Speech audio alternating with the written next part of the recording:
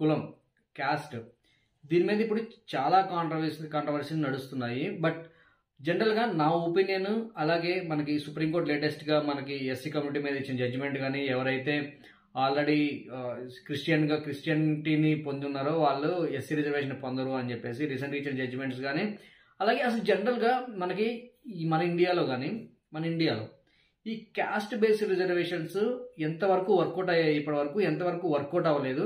అలాగే మనకి అసలు నిజంగా రిజర్వేషన్ ఎస్సీ ఎస్టీ కానీ అలాగే బీసీ కానీ నిజంగా ఎలిజిబుల్ క్యాండిడేట్స్ తీసుకుంటున్నారా? వీళ్ళకి రిజర్వేషన్ ఉన్నా సరే దాన్ని నిజంగా అర్హులకే వెళ్తుందా, లేకపోతే అందులో కూడా అనర్హులే తీసుకుంటున్నారా? ఎస్సీ రిజర్వేషన్ లో మనకి ఎస్సీలోకి మాల వస్తారు, మాదిగ వస్తారు. ఇప్పుడు మీరు చూసే ఉంటారు ఎస్సీ వర్గీకరణ సుప్రీంకోర్టు తీర్పిచ్చిన తర్వాత ఎన్ని గొడవలు అవుతున్నాయో వాళ్ళకి.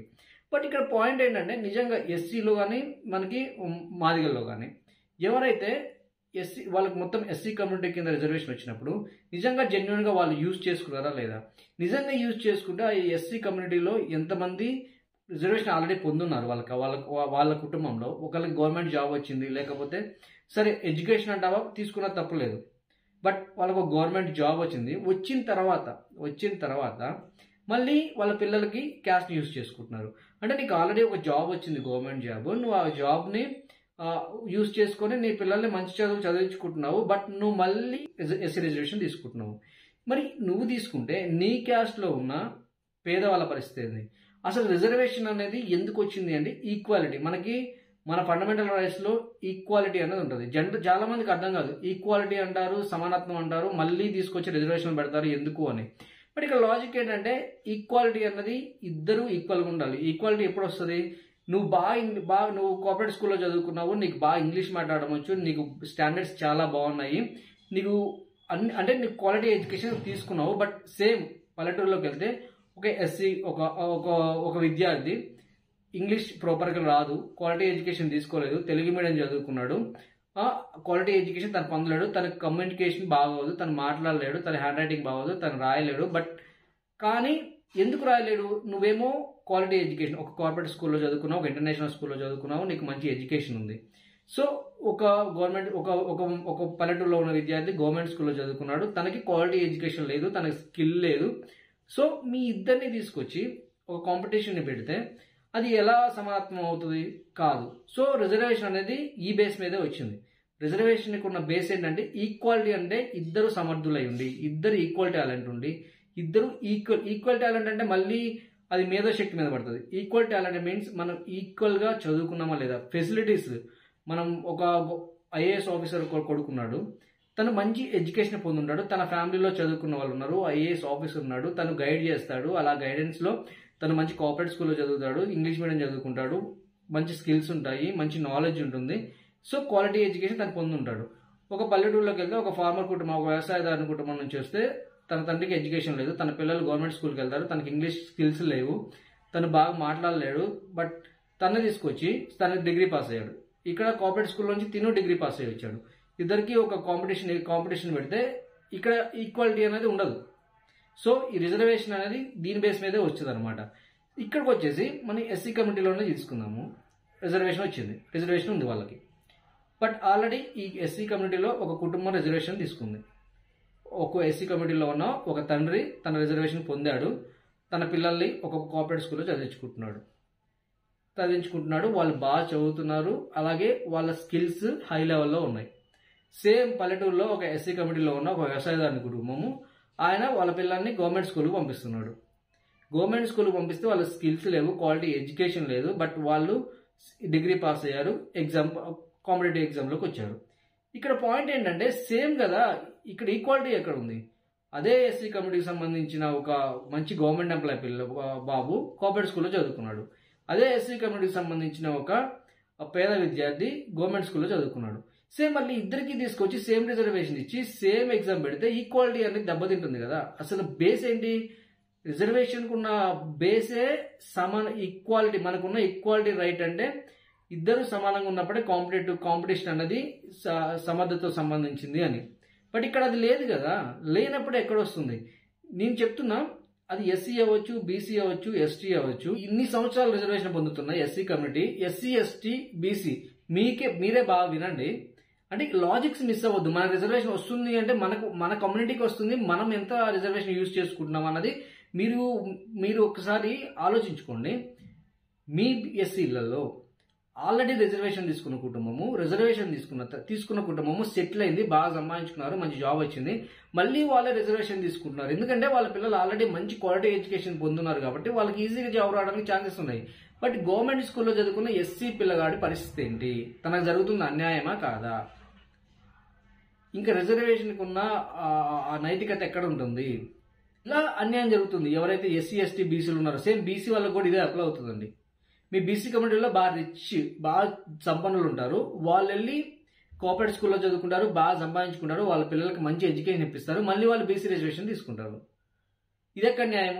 అదే బీసీ పేదింటికి సంబంధించిన వ్యక్తి ఒక పల్లెటూరులో డిగ్రీ ఫినిష్ చేసిన ఒక బీసీ విద్యార్థి ఈక్వల్గా ఎలా కాంపిటీషన్ ఇవ్వగలడు వేరే వాళ్ళకి? సేమ్ ఎస్సీ కమ్యూనిటీలో కూడా ఎలా ఇవ్వగలడు కాంపిటీషను? నేనేమంటా అంటే ఈ రిజర్వేషన్కి సంబంధించి అసలు కులం, మనం ఏంటంటే కులం, మతం, ప్రాంతం అనేదానికి ఇంకా కులపిచ్చుందిరా వీడికి, వీళ్ళకు ఇంకా కులం అని ప్రతి వేలాడతారంటారు. బట్ మన బతుకులు కులంలోనే ఉంటాయి. మన రిజర్వేషన్ మన పాలించే పాలకులు కులంనే ప్రతిపాదిస్తారు.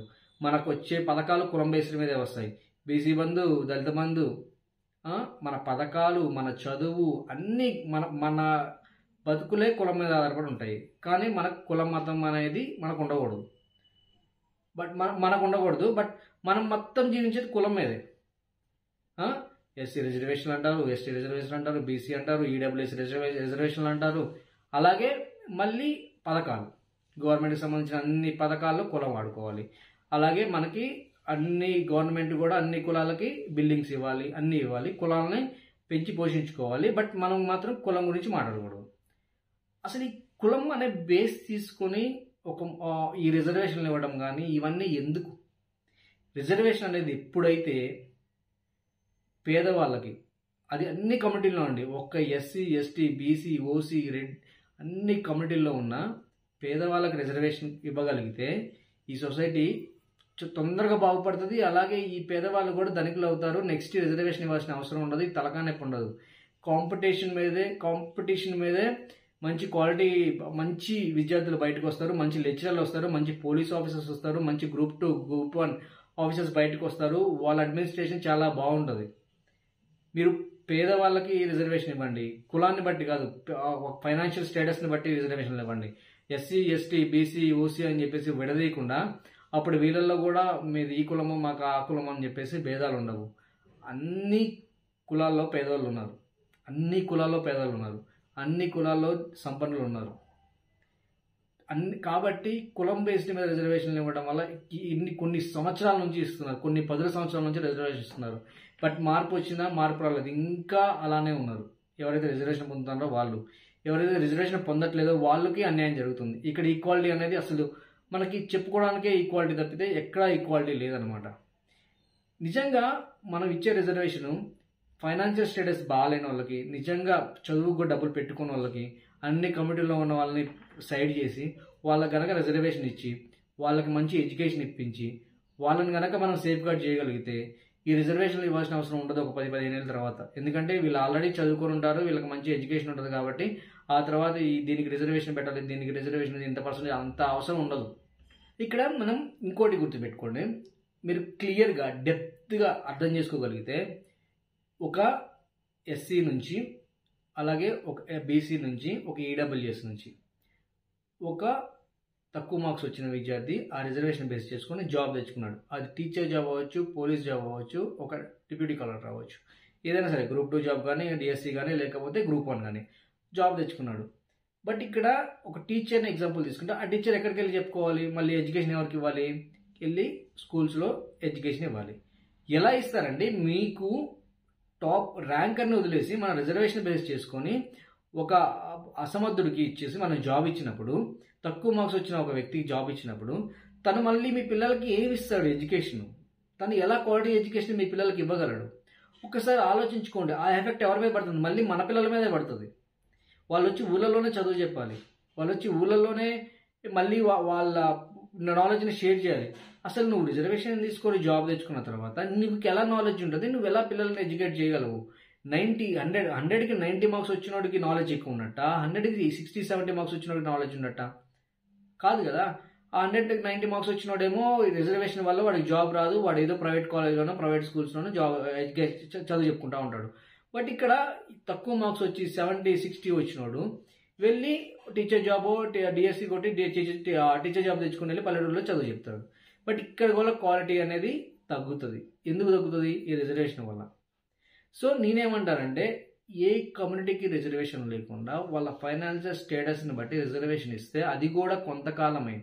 వాళ్ళు ఎందుకంటే మనం ఇప్పుడు ఆల్రెడీ వాళ్ళకి ఒకసారి రిజర్వేషన్ ఇచ్చి వాళ్ళకు కొంచెం పైకి తీసుకొచ్చిన తర్వాత వాళ్ళ ఫైనాన్షియల్ స్టేటస్ మారుతుంది. మారిన తర్వాత వాళ్ళకి రిజర్వేషన్ అవసరం లేదు. ఆ తర్వాత గవర్నమెంట్ మీద ఈ బడిన ఉండదు, ఈ రిజర్వేషన్లు ఇవ్వాలి అన్న బడిన ఉండదు. అలాగే మనకి పొలిటికల్ కూడా ప్రతిదీ రిజర్వేషన్ మీద బేస్ అయ్యింది. మనకి పొలిటికల్గా ఎమ్మెల్యేలకి రిజర్వేషన్, ఎంపీలకి reservation, SC C category seats అంటాము, MP BC ST category seats అంటాము. అసలు ఈ రిజర్వేషన్లు అన్నది అటు ఎవరైతే పొందుతున్నారో వాళ్ళకి ఎంత అన్యాయం జరుగుతుందో, ఎవరైతే పొందట్లేదో వాళ్ళకి అంతే అన్యాయం జరుగుతుంది. ఈ రిజర్వేషన్లో కూడా ఎవరైతే ఆ రిజర్వేషన్ వల్ల లబ్ధి పొంది వాళ్ళు మంచి ఫైనాన్షియల్ స్టేటస్లో ఉన్నారో వాళ్ళే తిరిగి రిజర్వేషన్ తీసుకున్నారు తప్పితే నిజంగా పేదవాళ్ళకి, ఆ ఎస్సీలో కానీ ఎస్టీలో కానీ బీసీలో కానీ నిజంగా పేదవాళ్ళు ఉన్న వాళ్ళకి రిజర్వేషన్ అనేది అందట్లేదు. మళ్ళీ ఆ కమిటీలో ఉన్న మంచి ఫైనాన్షియల్గా బెటర్ పొజిషన్లో ఉన్న వాళ్ళే మళ్ళీ ఆ రిజర్వేషన్ తీసుకొని మళ్ళీ వాళ్ళ పిల్లలతో మళ్ళీ ఇంకా పైకి వెళ్తున్నారు తప్పితే మిగిలిన వాళ్ళు ఆ రిజర్వేషన్ పొందలేకపోతున్నారు.